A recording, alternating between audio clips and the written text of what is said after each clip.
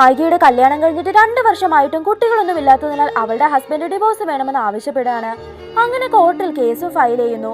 എന്നാൽ അവൾക്ക് തന്റെ ഭർത്താവിനെ പിരിയാൻ മനസ്സിലാത്തതിനാൽ അവളും ഒരു വക്കീലിനെ പോയി കാണുകയാണ്. ആ വക്കീല് പറയുന്നുണ്ട്, നിങ്ങൾ ധൈര്യമായിട്ടിരിക്കുക, ഈ കാരണം കൊണ്ടൊന്നും കോർട്ടിൽ ഡിവോഴ്സ് കിട്ടില്ല എന്ന്. അങ്ങനെ കോർട്ടിൽ കേസ് വിളിക്കുകയും നായികയെ കൊണ്ട് അമ്മയാവാൻ സാധിക്കില്ല എന്നത് തെളിയിക്കാനായി ഒരു ടെസ്റ്റ് എടുക്കാനും പറയുന്നു.